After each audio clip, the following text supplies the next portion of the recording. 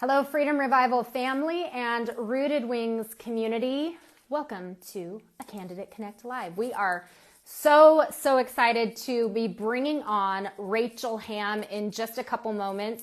She is running for a big spot. This is, if you are anywhere in California, she is on your ballot. She is running for a little bit of an important role. She's running for California Secretary of State. So if you are concerned with election integrity, if you have seen that documentary that just came out, let's just say it's a few thousand horse-like animals. If you've seen that, then this woman who is going to be joining us in just a minute, she is going to explain why her role and getting her into that seat is so incredibly important. So I am going to first bring on Fredrickson. He's going to be joining me throughout this interview as we grill Miss Rachel Hamm and get to know her. And then there you are. Hey. What's up? Hello. Welcome back. Let's go. Let's make it happen. So I was just talking a little bit about the position that Rachel Hamm is going for, Secretary of State, how it's a little bit of a big deal, especially in California. She is running against the Leviathan, and I am so excited to bring her on and for her to just share her heart and her vision and why she's doing this. For those of you who are just joining, Rachel Hamm is going to be joining us any moment. And then also down in the comments, if you have any questions, there's that little question bubble. Feel free to throw any questions in there. Melissa with Freedom Revival is going to be moderating, so she'll be answering your questions. And then if you see that little arrow down in that bottom right-hand part of your screen, start sharing this video to all your California friends and families, because we want you to get to know this candidate. So she's not just a name on a ballot and you're doing this any, mini, miny, mo, but you know that this is who you want in that seat. So Sean, why don't you just real quick, as I'm bringing her in, share what Freedom Revival is about, and then touch on this voter guide and the voter guides that are going to be landing in the next couple days. I love it. All right. So many of you probably know this already, but Freedom Revival was birthed out of the realization that the church has really been pulling back from society. Like the church hasn't really been really causing much influence in culture any longer, and we're recognizing that that's the church's responsibility in a republic. This nation was built on the back of the church through moral men, and moral men have kind of withdrawn. Therefore, we see a lot of corruption in government because the church has left the building. So it's time to get back engaged into the system and recognize we have a role. We, the people, have a role in ensuring that government stays responsible in the world. And if government is becoming moral, it's becoming moral. So we've got some responsibility. So one of those things that we're responsible for is ensuring that people are educated. So what we've done is we've taken the time to create these voter guides. Our team has. And we printed them out, and we're going to be distributing them around San Diego County and businesses. So you guys will have the ability to go pick them up and share them in your communities. And more than that, digitally, you can take these voter guides and you can share them with your friends via Instagram, Facebook. I mean, send it everywhere, far and wide.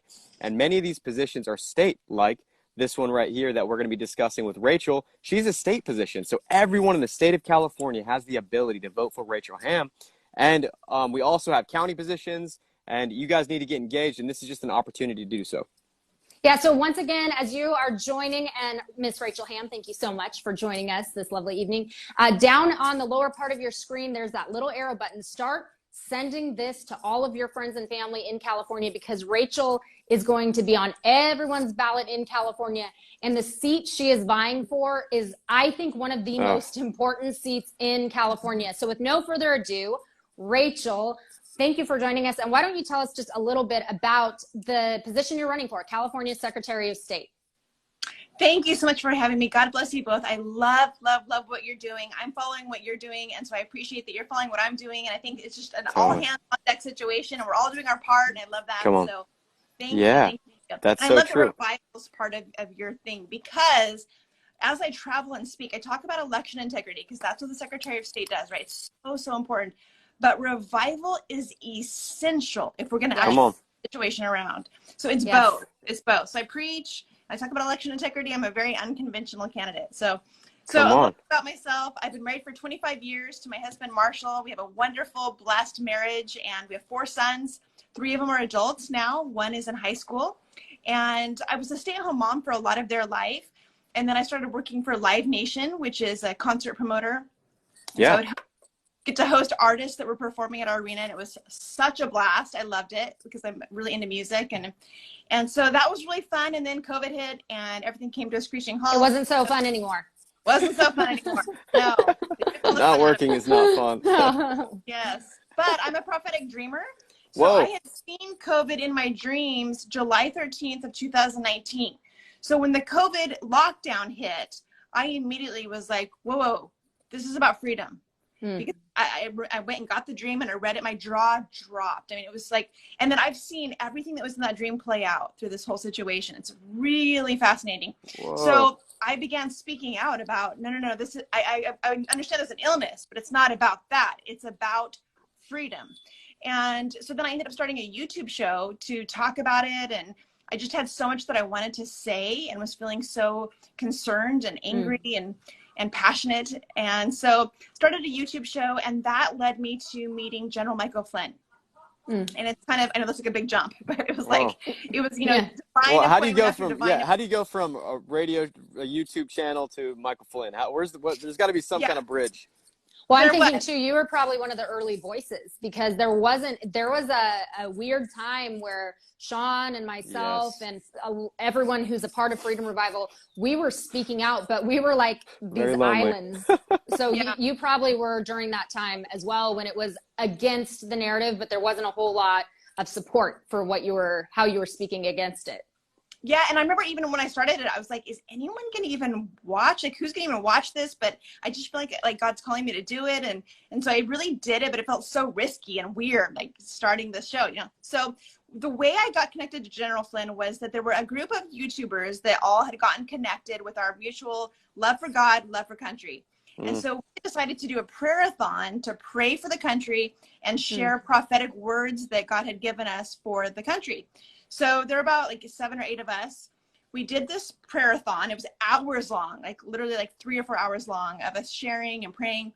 And the next day I got a call from the one who had hosted it. And he's like, are you sitting down? And I'm like, no. He's like, well, you should probably sit down, because General Flynn just called, and we're going to be meeting with him tomorrow at 9 a.m. if you're available. And I'm like, if I'm available, I'm available. Like, yeah. So what had happened was, of those 8 people who had done the prayer-a-thon, there was this little old man who I thought was just this sweet guy who loved politics, and he was from New Orleans. He had a real strong Southern accent. You know, I just loved him to death, but I just, all I knew was he loved God and loved our country, and we were doing the show together, you know. Yeah. Well, he had been heavily involved in politics and was friends with Flynn. He was friends with Trump. He was friends with all kinds of people, and he had all these connections. I had no idea. So he had told them we were doing the show, and they had actually watched it. So, I could have never in a million years imagined. And so Flynn asked to talk to 3 of us that had been on that show. And we had a little Zoom meeting with him, and kind of the rest is history. I mean, really, I know that sounds like there's a lot, of course, that happened after that, but that really got the ball rolling. So from that point, when you've got your show going, you're starting to make the leap from just like a mom who's praying for the country, praying against all this madness, to your meeting with political leaders. Oh, how did you make the jump to, okay, let me actually jump into the battlefield and run for office?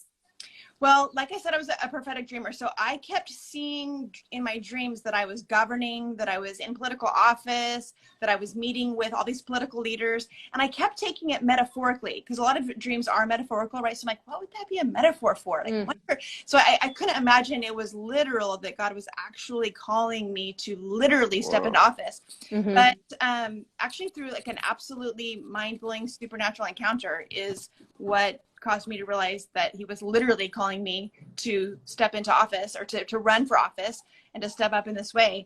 And so really it just was a matter of me being obedient. Once it was clear that that's what I felt called to do, it was just a matter of saying yes, and then figuring out what the very first step was. And I remember when I first realized I was going to run, I was telling the Lord, like, okay, listen, if I'm going to run for Secretary of State, then I'm going to you to, and I kind of like paused, because I thought, I don't even know what I need, right? So I paused, and he goes, yeah, why don't you tell me what it is that you're going to need me to do? And I realized, you know what, how about you just say jump, and I say how high. Like, and so did the next thing, whatever the next thing was. And began looking into the elections and began meeting with registrars and asking questions. And then God would just put me at the right place at the right time to meet the right person who had the next piece of the puzzle for me.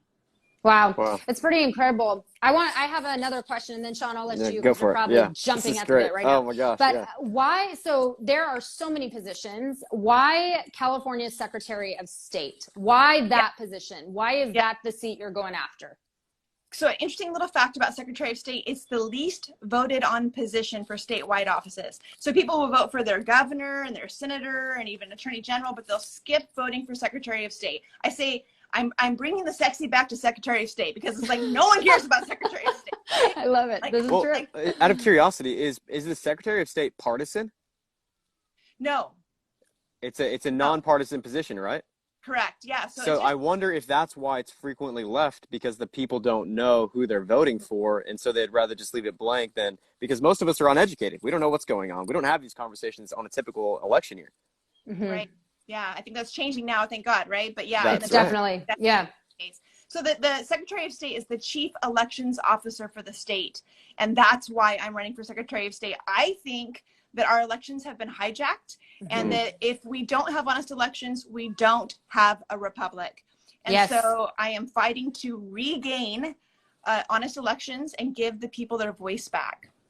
Come on, that's fantastic. So all right, so like we've all seen the movie of the mules. So you have mules everywhere. We are concerned about these almost like the mafia working its way into the systems and making sure that they vindicate democracy from the inside while we're all asleep, like we think we're having these safe elections. And there are candidates like U.S. Senate candidate Mark Moyser that thinks that there was nothing illegal that happened in the 2020 presidential election. So what can we do, or what can you do to secure our elections? Well, first of all, that's why today I just endorsed Cordy Williams for U.S. Senate. Love Cordy Williams. We've endorsed Cordy Williams too. Good. Totally. Good. Indeed. Yes. So, it's very interesting. I'm actually the only Secretary of State candidate right now of all 7 that is saying we don't have honest elections, if you can believe that. The other ones are all saying there's no problem. Like, wow. Well, why state, would they make that stance? What's the fear of telling people that there was an issue with the 2020 election, and there currently is an issue? What's the fear associated to this? Well, both official parties that's the narrative. So the California GOP is the one saying that we have honest elections. And you know what? That situation is a mess. The party's been hijacked by infiltrators, and I'm also working to get it back. That's another fight that I'm fighting right now, is trying to expose corruption in the GOP and get it back to we the people. Wait, can you stop right there? Because so you had the opportunity to make a speech at the GOP convention, and it's a shiny moment. You're in the spotlight, and so you had this moment to have your 5-minute speech at the GOP. What happened? Yeah, so they cut my mic 3 minutes and 55 seconds into my speech because they didn't like what I was saying. Do you want to know what I said? We'd love to know what you said. Yeah, it was very controversial. I said, I would like to encourage the California GOP to stop acting like liberals, running to the middle and leaning left. Let's be the true conservatives that the Republican Party should be. Mic cut. Wow. Cut. Get out. So you know what? challenged the establishment, and the establishment cut your mic. Go ahead. And what I think is so good about that, I love that, because it exposes 2 different things. It exposes the California GOP for what it is. And that's a massive reason why Sean and myself and the whole Freedom Revival team have been so intentional about vetting candidates that aren't just endorsed by parties, but people who are running for office of, by, and for the people. So it exposes that the GOP doesn't want to hear the people speaking. When you're coming at it and you're saying, look, this is a problem and this has become a machine, they don't like it. So it exposes that they are protecting their own and what's become a system and the second wing of the machine. It's 2 wings of the same bird type thing. But then it also exposes your character. And that's what I love. I'm like, girl, let's go. Like, you got in there and you were like, I'm taking my sword to battle. Like, this isn't for me to pick out a cute outfit to stand up and get applause. You went in there with a sword in front of the California GOP. And I admire that, because goodness, if we are going to recoil from this collapse, it's going to take people like you who are going into battle and aren't just going in tiptoeing around. So I love that moment exposed so much. I agree. They did expose themselves through multiple things they've done. I've actually rejoiced when it happened, because I'm like, thank you for showing us who you are. That's beautiful. Well, one of the interesting things that I noticed was that there's the California Republican Assembly, which has endorsed a list of individuals, and then you have the California GOP, which has endorsed a list of individuals, and that many of the endorsements from the California Republican Assembly are not the same endorsements on the California GOP. Why do you think that is? Two reasons. One, the California GOP has been hijacked by liberal infiltrators that are intentionally trying to destroy our party from within, number one. Number two, their endorsements are for sale. They are being bribed. 100%. I don't know if you know about Brian Dolly, his wife paying $45,000 to the California GOP. Huge problem. That is insane. He's not the only one. That's just the only thing that's come out. Okay, right. So those people are buying their endorsements. The California Republican Assembly list of endorsed candidates those are the candidates I'm voting for. It's very interesting. Yes. You know, you travel, you get to know people, right? So I'm looking in all these candidates' eyes, and I'm asking them hard questions, and I'm looking for what their eyes are doing. I'm listening to the Holy Spirit showing me, like, who's the real deal and who's not. I'm looking for, you know, talent and skill and grit and all kinds of things. And so I put together my list of who I'm voting for. And then I see who the GOP has put out as who we should vote for. Literally, not one of the people they're endorsing is who I'm voting for. Like, so screwed up. The California Republican Assembly is called the conscience of the Republican Party. They're the true conservatives. They're the ones that are really holding the line. And I would look at who they've endorsed. Well, I love that expose. I love just that moment that you had in front of the GOP and how it went down, because it, to me, shows me so much. And that you can find that too on your Instagram for those who are wondering. Don't leave yet. You can go after this interview and go check it out. I want to get into some of the nitty gritties of, as Secretary of State, what you are going to guarantee and focus on, because this is so important in a state where 2 minutes after the election or 2 minutes after the polls close, the election's called. And it's always like, it's so demoralizing, because there are still people in line to vote, and they call it as soon as the polls close. California is called and it's blue, and there's never even any like pushback. It's just like, that's just the way it's always going to be. So in this state, in the situation we find ourselves with, all of the thousands of horse-like animals that we know are on the prowl, especially in California, and with Shirley Weber in the role of Secretary of State. Shirley Weber. You are up against a Leviathan machine. And we need to know what you're going to guarantee when you get into that seat as Secretary of State of California. Yes. Well, the one main first thing that I can guarantee that I have control over as the Secretary of State is the voting machines. The Secretary of State is the one who determines which machines are acceptable and certifies them, and then gives those options to the counties to choose from. So the first thing I would do, that I would have the power to do, is decertify all of the machines that are being used and have us go back to a paper ballot with a hand count. So that's like square one. I think we have to have voter ID, but that's going to require the legislature. So that's something that I would advocate for. Like right now, Shirley Weber, I drove to Sacramento because she was going to be advocating for something to the legislature. So I went and sat in the audience, and she came and said she thinks it's very important that we never again allow any Californian to recall an elected official. She wants to remove our right to recall anyone. So she's advocating and putting pressure on them and explaining why that's what we need to do. That's what I would do with voter ID. I would be like a dog on a bone with getting them to pass voter ID, and then I would expose it like crazy to the public, shine a light on it. They're not doing it. This is why they're not doing it. Show who's doing it, who's not doing it. Just be very annoying because I need their help to get that done, but it's so important. So voter ID is the next thing that I think is really important. I also want to go to a one-day vote instead of the month of voting. Do away with the mail-in balloting, but that would also require the legislature. So that's something I would have to make my recommendation to them for, and I would. that we need to do away with the mass mail-in balloting. Basically, everything that's currently in place. The month of voting, no voter ID. Basically everything. Basically. just a reset back to the Constitution. Yeah. Oh, it's death by Well, 1,000 cuts. So the Secretary of State is, like you said, a position that's not very well known. And the woman who's currently sitting in the position of Secretary of State is also not very well known. But her name is Shirley Weber, and my God, that woman is a tyrant. She is like rotting from the core, as just a horrible human being. Can you just break down a few of the bills that she has supported when she was a legislator in San Diego County? She represented San Diego.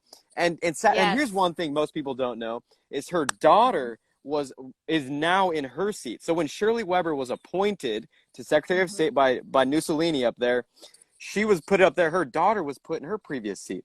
And so we still have, it's like a generational tyranny that's breaking forth in San Diego if we don't get educated and recognize we have to do something. So please, just if you can educate us on maybe a couple of the bills that she's supported. Yeah, I would love to, because we couldn't possibly be further apart. I mean, she's very, very far left. And that's one thing that I like to say, especially for Democrats who might be watching or independents. It's really important that you know that if you're a moderate at all, Shirley Weber is not representing you. Like, she's very far left. So she's responsible for the legislation that made it where kindergarten classrooms needed to have transgender literature in all of the classrooms so that transgender kindergartners were well represented in the stories that were available to them in the classroom. That was one. The other one was she was a big part of helping create sex ed curriculum that was the extreme pornographic stuff that we've heard about, stuff connected to CRT as well. She was an integral part of that. She also proposed the legislation that made it where boys were allowed to use girls' bathrooms and vice versa.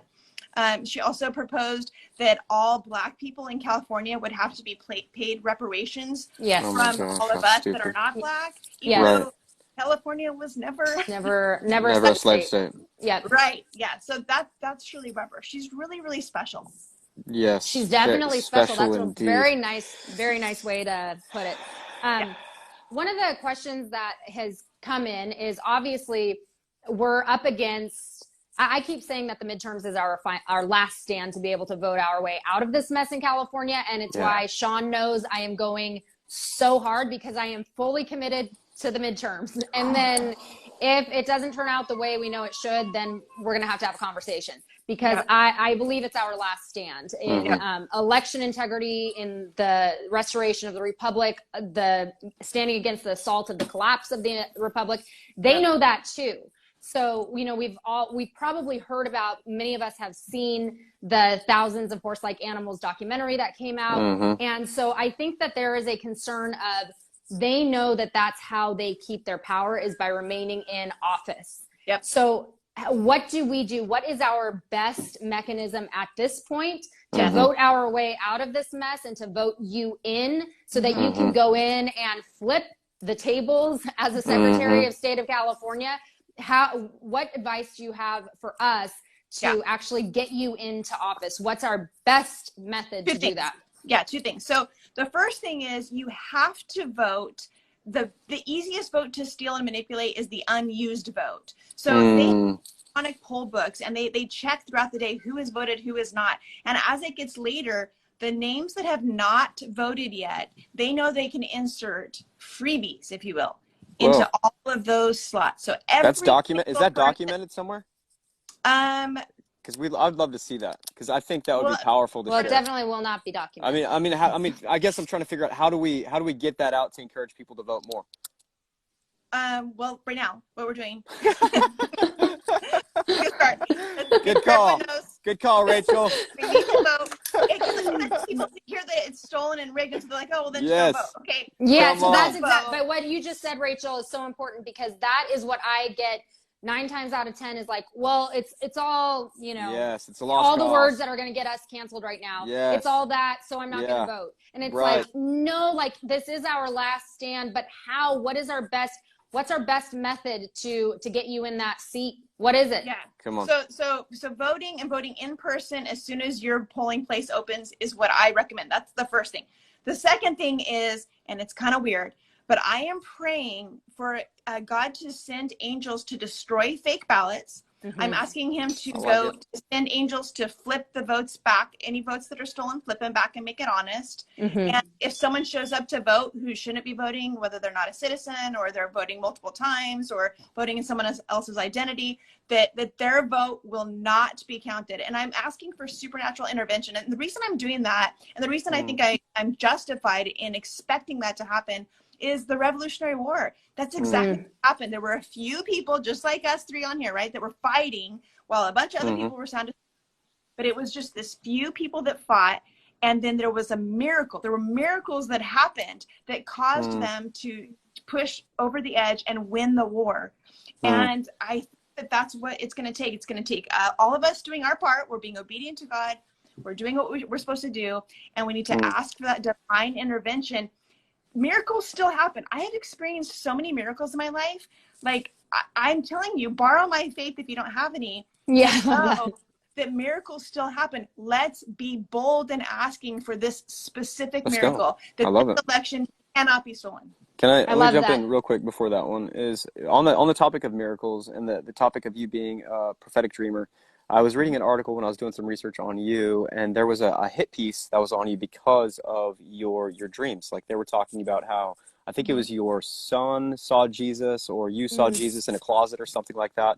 And the hit piece was mocking you for your faith. Can you extrapolate on what that was about and why they would do that? Yeah, well, I mean, it's just such it's like religious bigotry. Like, you're not allowed to have the beliefs that I have spiritually about the supernatural and so, but you are if you are pushing 40 billion to Ukraine, as Nancy Pelosi stood up there and preached from Matthew to convince us all that this is the right thing to do. So it's only if it fits their agenda, then you can bring religion into politics. That's right. But go ahead. Yeah, it's good. Right. Come on, preach it. So Let's go. I've had supernatural experiences my whole life. I was raised in a church that did not believe in them, so it was kind of an interesting life when I was a prophetic dreamer and I was having these experiences, and then my church told me that wasn't real. I was like, okay, that's complicated. But luckily that I is moved complicated. from there, and they were wrong and this is real. So that's my life, and I'm not for 1 second about to act like it's not, just because they're going to mock me for it. If anything, it made me bolder. It's like,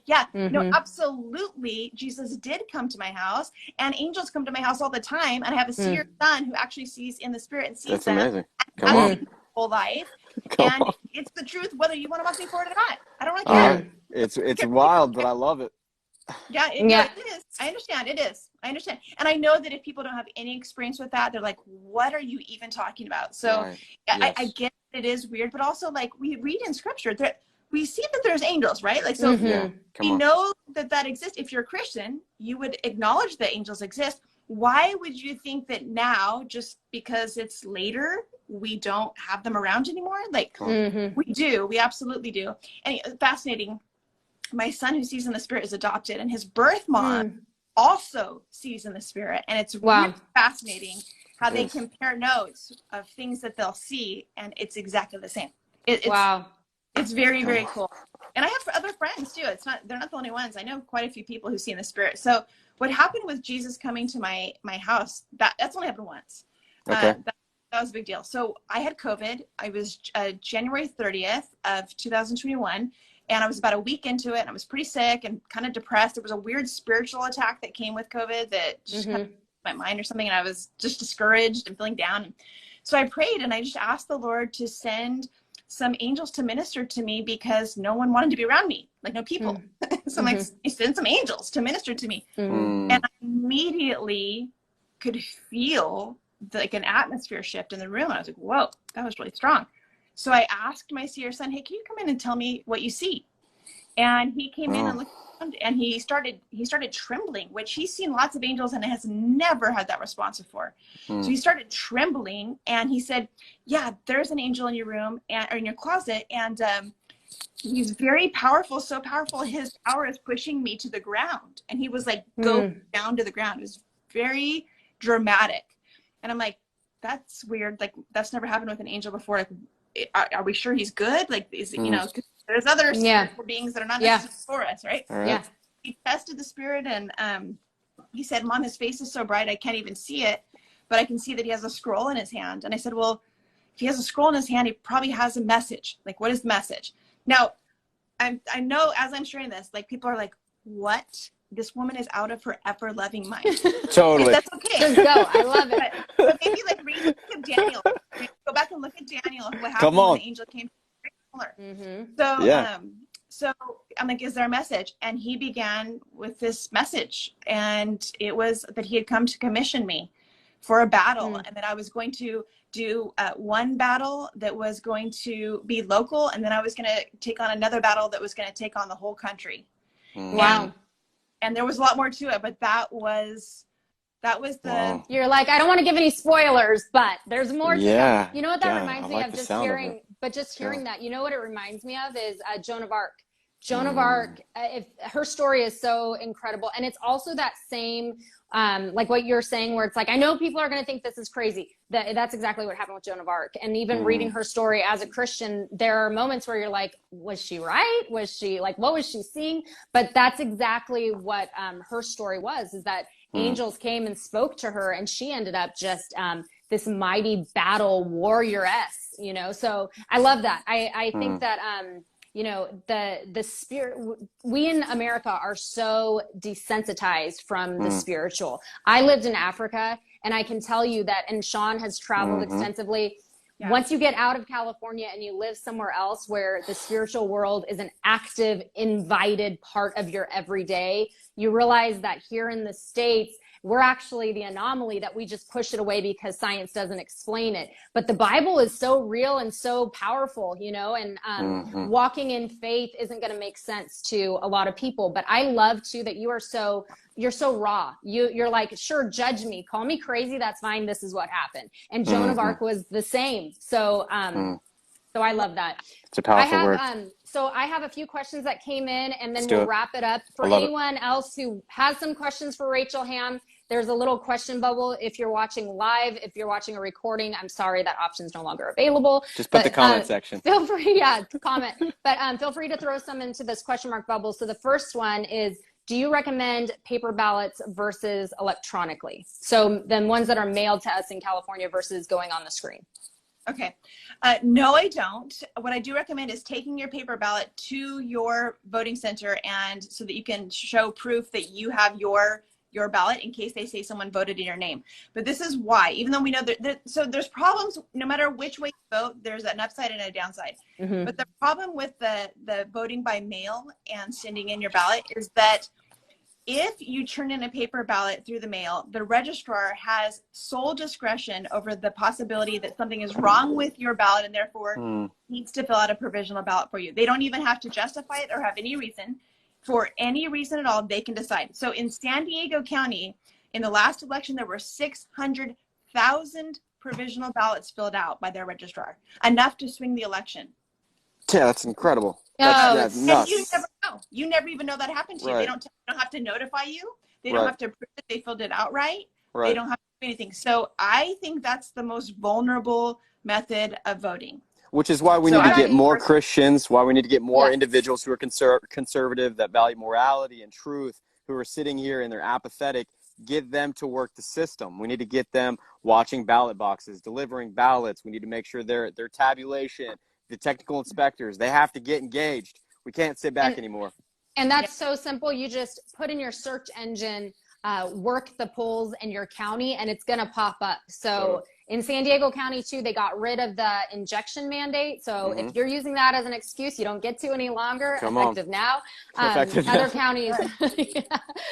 Okay, this question came in. Thoughts on churches collecting ballots? That's good. Well, I mean, you know, I think they're probably trying to be helpful, and they're trying to participate. You know, ballot harvesting is legal, so they're trying to participate. If the left's can do it, we might as well do it. Yeah. So I think that it's well intentioned. I just think that the problem will be what I just said. You know, those ballots could potentially, especially think about this: if you're corrupt and you're working at a voting center, and such church pulls up to drop off the ballots, they've just been notified basically that this whole batch of ballots are probably ones we don't necessarily want counted. Yep. Do you trust the machines? I would suggest being covert about it. Do you trust the machines with the little printout QR code? Because that's the other option, right? So in San Diego County, you can take your mail-in ballot to your voting center, and you can give them, or you can submit your mail-in ballot. Put your mail-in ballot into the ballot box. Can't do that in Riverside, San Bernardino, Orange County, or LA County. But you have to, in those counties, you have to go in. If you go in with your mail-in ballot, they will surrender it, and then you will use the machine. And the machine will print out a QR code, and you put that in the ballot. That's in those counties. San Diego's different. We've got a little advantage. Do you trust that QR code? Do you trust that machine?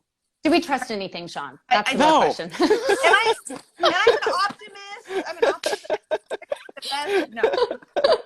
All right. Cool. That was a great combo on that one.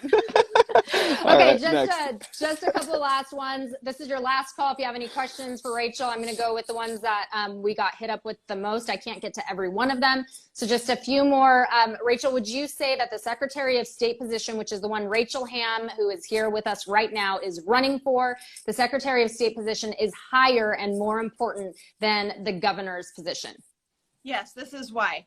If you have a nefarious Secretary of State, which and we do, okay, if you have a nefarious Secretary of State, you have all the positions. So 20 years ago, the left started targeting the Secretary of State position in every state. Kind of a weird one, right? We already determined it's not sexy. Why would they do that?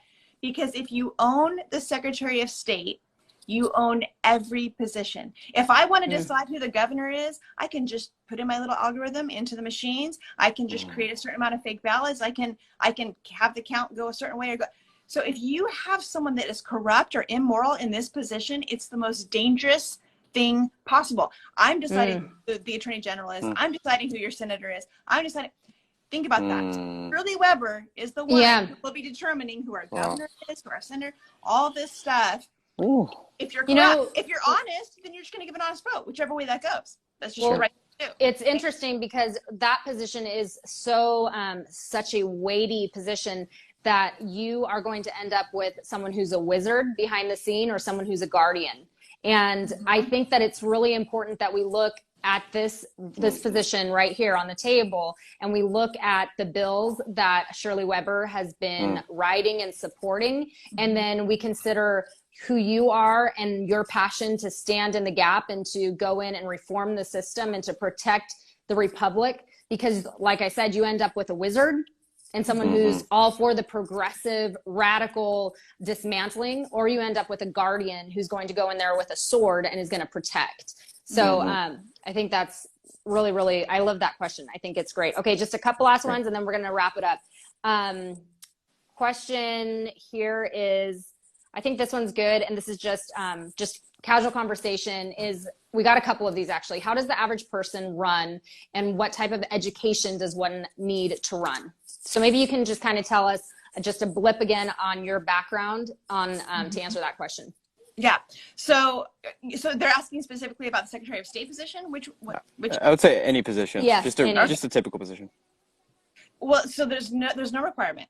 So as far as literal requirement, there is none. So you can just run and the people get to decide if you are the one they want. I mean, so there's no technical requirement. When I was considering running for Secretary of State, I had told someone who runs a big PAC actually in Southern California. And I said, I don't think I'm qualified to be Secretary of State. I've never held office. I've done a lot politically. I've always been involved politically, but I haven't run for office. I haven't held an office. Like I don't know what, I don't think I'm qualified. And she said, well, honey, did you finish kindergarten? And I'm like, well, of course, yeah. She goes, well, isn't that where we learned that one vote for Donald Trump plus one vote for Donald Trump equals 2 votes for Donald Trump? Right? It was kindergarten. And isn't it in kindergarten where we learned that you should be honest? Have a vote that says it's blue, then we should certify a blue vote because honesty is so important. That's a kindergarten thing, right? Like exactly what is required educationally. Now, I mean, I think, don't be stupid. Like if you're not really in your right mind, you don't really figure some things out and whatever, be honest with yourself. And maybe people around you can help you be honest with whether or not that's a task you can handle. But there is no technical requirement. Okay, so just to wrap it up here, last question from me for you, and then Sean, I'll let you wrap up with a final question, and then we'll let you close it out. Is, do you think that California can be saved, and that this dismantling that we have been living through for 803 days under a state of emergency, and even before that, can be stopped, and that we can actually bring good men and women into office. Is this possible? Well, I maintain the belief that anything is possible. I mean, that is the whole basis of having faith, right? Like, so I do believe anything is possible. I don't think that God would ask me to do this if it weren't possible. I don't think that, and there's so many different candidates that are in the same position as me, where they have been called and they're stepping up, they're fighting. We wouldn't be called if it was already determined, if the fate was already determined and it was going the other way. I don't believe. I love that. I do think there's free will. And so I think that while it can be, I hate something. I hate when people say God's in control. I hate that statement, because I feel like it's always resignation of responsibility. It's like, God's got it. No, actually, he empowered you to step up. He empowered you to do your part, to run, to be obedient. He works through us, and he's not a dictator. He gave us free will. Yep. He gave us free will. So that's really important. And so be careful with that. Like saying, oh, God's got it. Actually, there's free will. So I think we can pray. Something I'm praying is that the hearts of men will be, meaning mankind, will be turned towards God, that people will have awakening, that the scales of deception will come off of their eyes and off of their mind, that they will see truth. And I want to encourage you with the fact that is happening. As I travel and speak all over the state, there are Democrats and independents coming to all of my events, coming and whispering in my ear, I'm a Democrat, but I just woken up, or scales have been taken off my eyes, and I'm like, oh my gosh, that's exactly what I pray. Awesome. So there's an awakening happening all over the state. Yes. And so it's absolutely possible to turn it around.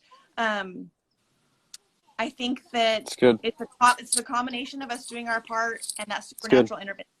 So good. All right. So my last question for you is, what can these viewers do to help your campaign? Thank you so much. So spreading my name, so every person that's watching has a group of people that they're connected to on social media. So every single person watching, if they make a post about Rachel Hamm for Secretary of State, about that being an important position to vote for, and about it being important to vote for me, my reach just multiplied. Right now there's 103 people watching currently. Okay, so 103 times however many people are in their feed that will see that. Come on. So it's really helpful if you will post something on social media about Secretary of State, vote for Rachel Hamm for Secretary of State, and maybe a little bit about the position, or put a link to my website, which is rachelhammsos.com. You can donate. I've had enough to get through the primary. I really believe I'm going to win the primary, but to win the general, I have some big ideas of the way that I can annihilate Shirley Weber and not let her win. And I need a lot of money to do that. A lot of money. So because I think that's really important, real quick, just to tell people, is that for those of you who don't know how it works, the primary is June 7th. That's just the first step. We got to get you. So that's why it's not a sprint, it's a marathon, because we got to get you all the way through November 8th. And after June 7th is when the fire turns up. It's when the threat becomes real to the establishment and to those who are in power now. And so they are going to be well funded. They are going to be in attack mode. They're going to have narrowed in on their target, which would be you. And so that's the point where everything gets real, is after June 7th, after we get you through that hurdle of the primary. So we got to get you there, and then we got to get you all the way to November 8th. Yes. I've raised about 240,000 so far, and I need multiple millions to get to the general. Yes. So, We're going to do it. So let's share your socials, because donations are huge. People want to get to know you more, and people want to donate and volunteer for you. So what are your social media? Are you on Truth, Facebook, Instagram, YouTube? What are those? Yes. So on Instagram, I'm the Rachel Hamm, and Hamm is 2 M's, and Rachel is like it's spelled in the Bible, Rachel, and then Hamm. So the Rachel Hamm on Instagram, Truth Social, Getter. I'm on YouTube, the Rachel Hamm channel, Twitter, Rachel Hamm SOS, and I have a Facebook campaign page, Rachel Hamm for Secretary of State. And your website? Website is rachelhammsos.com. So SOS, just remember, like Secretary of State, or SOS, help. We need help. Yeah, we do. Both. It works both ways. Well, Rachel, Yep. we just thank you so much for coming on with us and for spending this time, sharing your heart, sharing your vision. I'm so excited about you. I'm excited to elect someone to that seat who's going to act as a guardian of the republic and not as a wizard manufacturing something that looks like a republic, and that's not really what it is. We need to get Shirley Weber out of that seat on November 8th, and we need to get you in. So for those of you who are familiar with our voter guide, you can download it at freedomrevival.org. We're also going to have pickup spots all throughout San Diego County in the coming 48 hours. And Rachel Hamm is easily our pick for California Secretary of State. There's no questions asked. We are hands down all in for Rachel Hamm. And then we're also releasing voter guides for all the a handful, not all, but a handful of the other counties throughout California. So within the next couple, 24 hours to a week, just stay tuned. Please hold on to your ballots until those are released. We're working on Riverside, Los Angeles, Orange County, Ventura. Is there any more? San Bernardino. Yeah. And so just if you're in any of those counties, hold on to your ballot until we drop one of these for you, which will be in the very, very soon, very soon. Yeah, but Rachel and Hamm vote will be in at the top of all those. Yeah, so save your ballot and vote in person. Yeah, yes, absolutely. So, Rachel, what a joy. Go ahead, Britt. No, I was just going to say, so thank you so much. And then Rachel Hamm, I just want to give you the chance to just close us out. And again, thank you so much for your time. Thank you. Well, I appreciate what you're doing. I appreciate you bringing me on. I feel like you guys are kindred spirits. So this was one of my favorite interviews I've done. You feel fantastic to me. So thank you. Thank you for being kind and supportive and for doing your part. Every single person who's watching has a role to play in this war. No one is just supposed to sit out and watch us do what we're doing. Everyone has a role to play. So I really want to call that out of people. Like, come on, ask God, like, what is my part? Assess.